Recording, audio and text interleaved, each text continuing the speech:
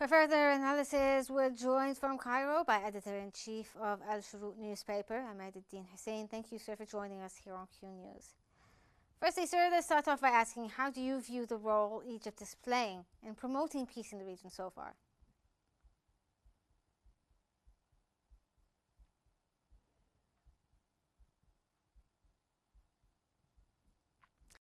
Sir, I don't know if you got that question there, but I'd like to ask you about your opinion on the role Egypt is playing right now to promote peace in the region.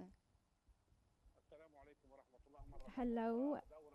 Uh, Egypt's role is very vital, important. Egypt has been the Arab country that's been putting efforts the most. It went to war with Israel in so many dates, and it has been uh, putting efforts when it comes to the Palestinian cause. It has the most political effort up till now to help the Palestinians and to send the humanitarian aid ever since the aggression has started around 2 years ago. And so Egypt's role is very vital, and I think that it comes second when it comes to failing Israel's operations.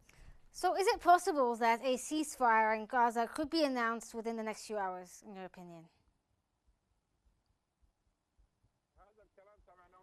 We heard this from Trump. He said that in the region and the Middle East, he is waiting for an exceptional statement. And so we heard this a lot from Trump and from Biden and from other leaders, actually. But unfortunately, we haven't reached anything. And so, according to what we saw in the past 2 years, it basically forces us to be realistic and to not talk about any negotiations unless it actually happens.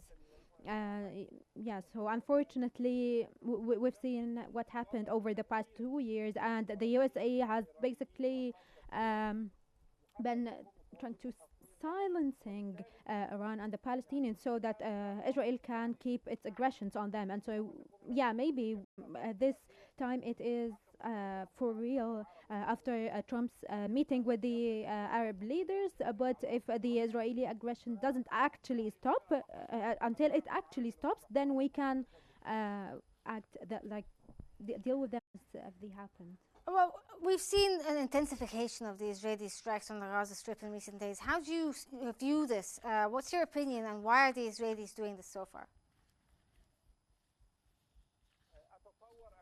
I think that there is a group of reasons why, actually. The first one is that Israel wants to destroy the whole Gaza Strip and to displace the largest number of Palestinians out of the Gaza Strip and to prevent them from living in the Strip. And they also have tactic reasons, and one of them is trying to force Hamas to take one of the proposed solutions to reach a ceasefire. They have tactic objectives and strategic objectives, and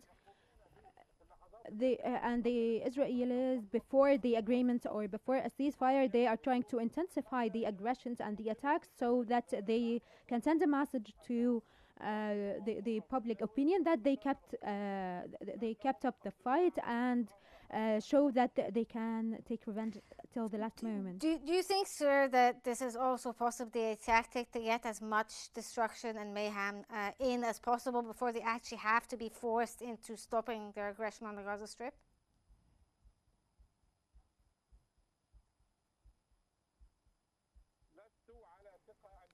Yeah, we're not sure that Israel will accept a ceasefire easily. They will try uh, to uh, to to reach the largest number possible of compromises. And so when we've heard a lot what they said that they have conditions to accept USA's proposals for a ceasefire, and so they do this a lot. It's very well known, and so they are waiting for what the other side will say, and then they try to propose solutions from their side. And yeah, as we know, they agreed to an Egyptian proposal before, and from the USA to reach a ceasefire, thinking that Hamas will refuse a ceasefire, but actually Hamas accepted, and then so Israel went back to and did it in a very bush way, and they kept on their war. And so yeah, their tactics the Israeli tactics are basically being disrespectful and not complying with the international law. We know that they accepted a ceasefire with Hezbollah in Lebanon last year, and then they went back to their aggressions up till now. Well, sir, given now that the tides are sort of turning, could international pressure be enough on Netanyahu to somehow end the war on Gaza very soon? In the past few days, there have been real international pressures. Maybe the only real ones from the start of the aggression, and we had a wave of recognition statements of a Palestinian statehood, and we also saw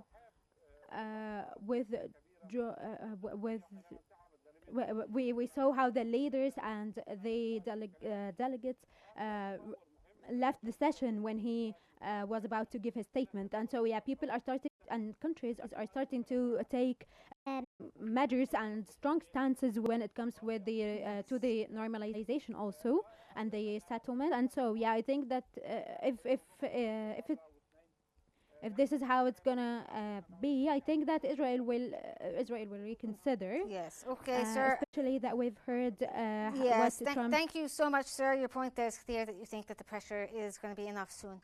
That was Ahmed Eddin Hussein from Cairo, editor-in-chief of Al-Shorouk newspaper. Thank you so much for joining us here on Q News.